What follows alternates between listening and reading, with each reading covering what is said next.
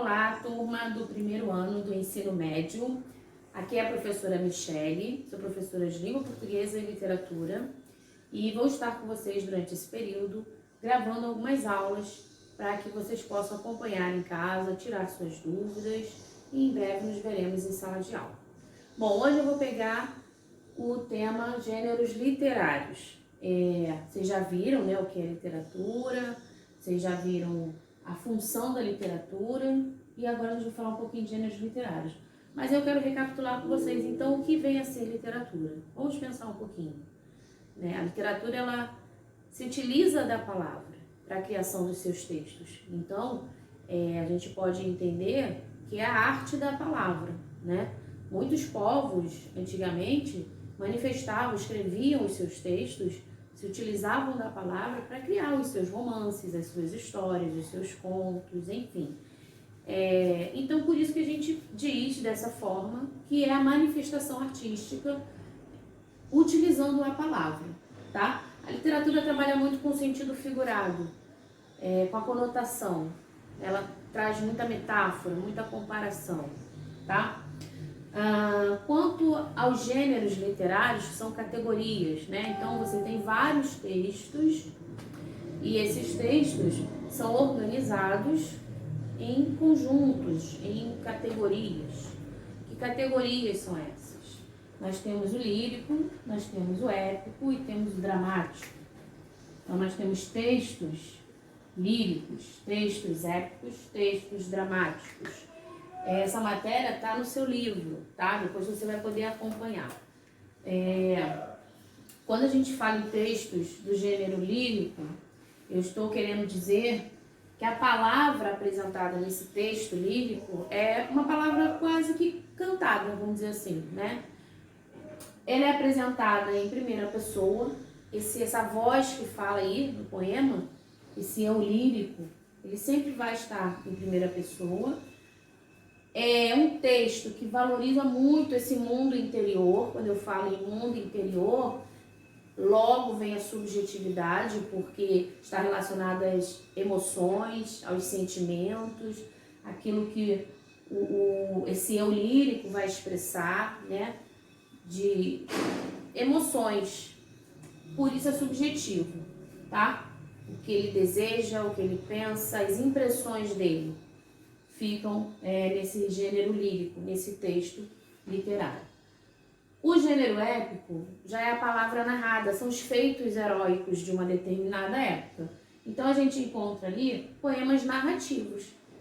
E vale a gente pensar que se são poemas narrativos, você vai encontrar um narrador, você vai encontrar personagens, você vai encontrar ação, você vai encontrar ali referências a tempo e local, espaço, tá? Você vai encontrar um enredo.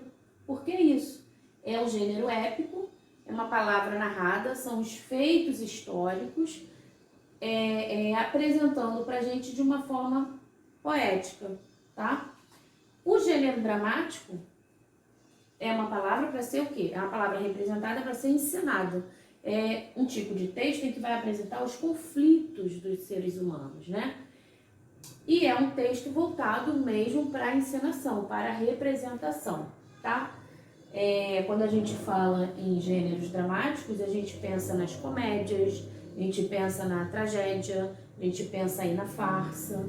Quando a gente fala em gênero épico, a gente pensa nos romances, nos contos, nas fábulas, nas novelas. Quando a gente fala aqui no gênero lírico, a gente pensa no soneto, na poesia, nos hinos, no ode, ok? Então, eu vou continuar aqui, vou apagar e vou colocar alguns exemplos para a gente poder identificar o gênero lírico, o gênero épico e o gênero dramático, ok? Então, eu tenho aqui um exemplo de gênero dramático e quero que você preste atenção nesses detalhes. É um trecho, tá, que eu retirei do livro de vocês, está na página 72, número 2.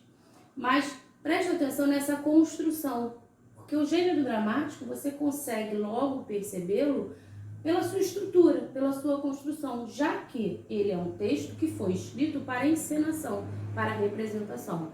Então você tem geralmente nome do personagem, no caso, né, do quem vai ensinar, em caixa alta, em letras altas, tá? Dentro dos parênteses você tem aqui, que é chamado de rubrica, ou seja, é o modo como o personagem vai se portar para representar aquela fala, tá? Então, por exemplo, aqui, são 3 falas de Alaide, uma das personagens. Ela precisa se apresentar nervosa, em outra fala com angústia, em outra fala com ar ingênuo. Então, você percebendo essa construção, você já identifica o gênero dramático, ok?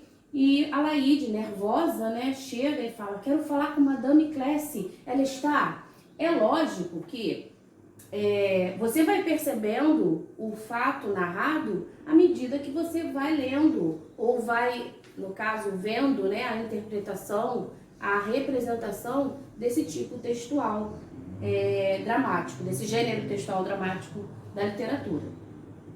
E aí a mulher não responde, e logo em seguida a Laíde com angústia, Madame Clécy está? Pode me dizer? Então a pessoa está ali angustiada, preocupada, né, querendo saber.